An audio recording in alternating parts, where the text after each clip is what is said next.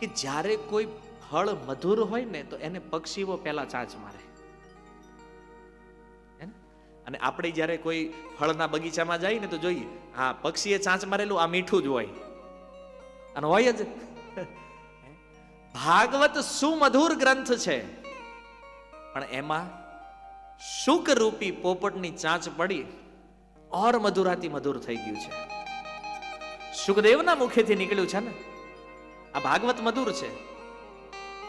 એક પ્રશ્ન થાય કે સુખદેવજીમાં એવી કઈ ક્વોલિટી છે? એ તો બ્રહ્મવાદી હતા ને, તો આટલા મધુર રસની વાત આ શુક જાણે છે કેવી રીતે? શુકની તે એક કથા છે. સુખદેવજી જે છે ને એ કોઈ સામાન્ય શુક નથી. ભગવાનની લીલામાં જેનો પ્રવેશ છે એ નિત્ય લીલા પ્રવિષ્ટ શુક છે. રાધારાણીનું નિવાસ સ્થાન શ્રીમતી રાધારાણી બરસાના રહે છે, એ તમે જાણો છો એનું એડ્રેસ. અને ભગવાન નંદગાંવ.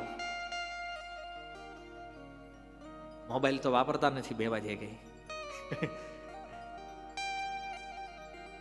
પણ ભગવાનને કોઈ મેસેજ આપવો હોય રાધારાણીને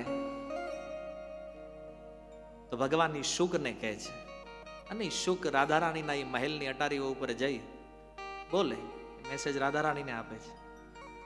રાધારાણીને કઈ મેસેજ આપવો હોય તો એ શુકને મોકલે, ભગવાન કૃષ્ણને આપે. એક વાર ભગવાન કૃષ્ણનો સંદેશ લઈ અને શુક બરસાના આવે છે. બરસાના આવી અને રાધારાણીના મહેલમાં જે વૃક્ષ છે એ વૃક્ષ પર બેસી અને કૃષ્ણ કથા ગાય છે. કૃષ્ણ કથા. રાધારાણીના કાનમાં એ શબ્દ ગયા, અને તમે એ જાણો છો કે રાધારાણીને સૌથી વધારે પ્રિય સાંભળવામાં કઈ ગમે ને તો એ કૃષ્ણ કથા છે. જો આમાં એક બહુ સમજવા લાયક તથ્ય છે. રાધારાણીને સાંભળવું શું ગમે છે? કૃષ્ણ કથા. અને કૃષ્ણને સાંભળવું શું ગમે છે? રાધારાણીની કથા. બે એકબીજાની કથાના દીવાના છે. તો એ શુક કથા ગાન કરે છે. રાધારાણીએ લલિતાજી વિશાખાજીને કહે છે કે શુકને જરા કઈ નજીક આવવા માટે કયો ને ગાય. લલિતાજી આવીને શુકને કહે છે, તું ત્યાં બેસીને ગા છો, અહીંયા નિકટ આવી જાય. રાધારાણીના મહેલની અંદર આવીને કથાનું ગાન કરે છે, કૃષ્ણના નામનું ઉચ્ચારણ કરે છે. સ્વયં શ્રીમતી રાધારાણી ઝરૂખામાં આવે છે અને શુકને કે તું ઓર નિકટ વયો આવ્યો અહીંયા, આજે ઝરૂખાની જે પાળી છે ને એની ઉપર બેસી જાય, એટલું નિકટતાથી મને સાંભળવા મળે. શુક આવી અને ગાન કરે છે. રાધારાણી એટલા પ્રસન્ન થાય છે, પોતાના હાથની હથેળી આપે છે, અહીંયા બેસી જા, તું અહીં બેસીને કથા કરે, હું સાંભળું છું. એ શુક એમના હથેળીમાં છે, રાધારાણીએ એના મુખેથી કથા સાંભળે. એટલો આનંદ રાધારાણીએ પોતાના હોઠોથી એ શુકની ચાંચ ઉપર ચુંબન કરી દીધું છે. રાધા સુધાનિધિમાં વર્ણિત પ્રસંગ છે. લીલા સુકોશો વૃષભાનુ જાયા પવિત્ર ચંચુ પ્રિય ચુંબનેન. અને રાધારાણીનું અધરામૃત પ્રાપ્ત થયું. હવે તમે વિચાર કરો કે ઈ કથાનો ભાવ, એનો રસ ક્યાં પહોંચી ગયો છે. ઈ શુકના ઈ અધર છે જેને રાધારાણીનું અધરામૃત પ્રાપ્ત છે, જે આ જગતમાં ભગવાન કૃષ્ણ સિવાય અન્ય કોઈ વ્યક્તિને પ્રાપ્ત નથી.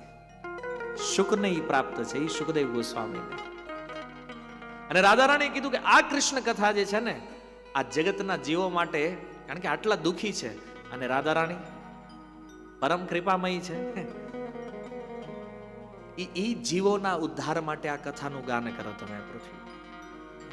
રાધારાણીની કૃપા પ્રાપ્ત કરી અને આવેલા ઈ શુક છે કે જેની રાહે સ્વયં વ્યાસ બેઠા છે, નારદજી બેઠા છે, કે પરીક્ષિતની આ સભામાં કથા કહેવાનો અધિકાર યદિ કોઈ વ્યક્તિને છે તો એ માત્ર ને માત્ર સુખદેવ ગોસ્વામીને છે. શું કામ? કારણ કે જેને ભગવાનની લીલાની અનુભૂતિ થઈ છે ને એ જ માણસ કથાનો વાસ્તવિક અધિકારી છે. એ કહી શકે એ વ્યક્તિ. હા, નારદ મુનિ ભાગવત જાણે છે, પણ જે લીલાની અનુભૂતિ સુખદેવજીને છે ને એ નારદજી નથી. વ્યાસજી ભાગવત જાણે છે, પણ જેની અનુભૂતિ સુખદેવ ગોસ્વામીને છે ને એ વ્યાસજીને નથી.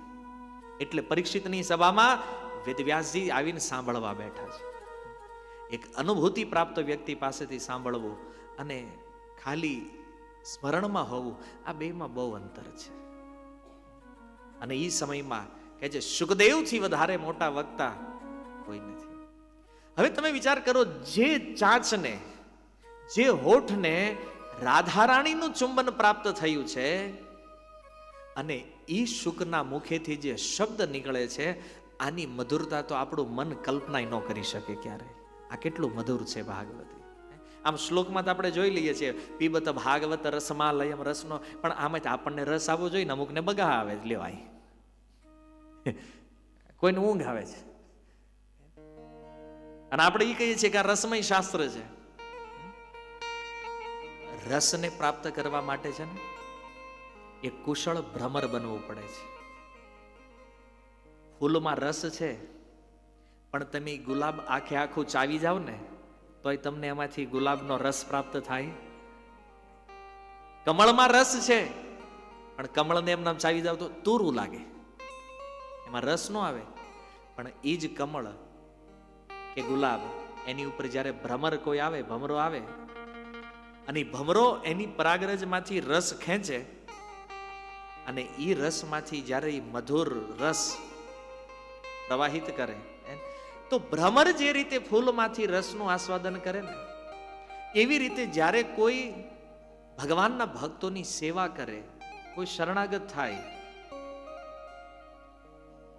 ભક્તિમાં ભગવાનના આશ્રિત બને, ગુરુજનોના આશ્રિત બને, અને એ ગુરુજનો એને એ રસ લેવાની કળા શીખવે છે, એ કુશળ ભ્રમર બનાવે છે, ત્યારે એ ભાગવત રૂપી પુષ્પના રસનું આસ્વાદન કરી શકે છે. હરેક વ્યક્તિના બસની વાત નથી આ, કીધું ને. એવા ગુરુજનોના ચરણમાં જવું પડે છે, એવા આચાર્યોના શરણમાં જવું પડે છે, એવા ભક્તોની સેવા કરવી પડે છે. પણ ભગત હારે આપણને જામતો નથી. ભક્તો હારે જ વાંધો હોય આપણે, એ બોલો કઈ રીતે ભક્તિ થશે? એક સાચા વૈષ્ણવની ઓળખ આ જગતમાં કરવી હોય ને, જેનો કોઈ શત્રુ નથી, કોઈ જે બધાને પ્રેમ કરે છે, બીજા એને પ્રેમ કરે કે નહીં પણ એ બધાને પ્રેમ કરે છે, આજ આ દુનિયામાં કળિયુગમાં સાચો વૈષ્ણવ છે. બીજું કોઈ આચરણ તમારામાં હોય કે ન હોય, 2 નંબરની વાત છે. તમારે કોઈની સાથે વેર નથી, તમને બધા સાથે પ્રેમ છે, તો તમે ભાગવતના અધિકારી છો.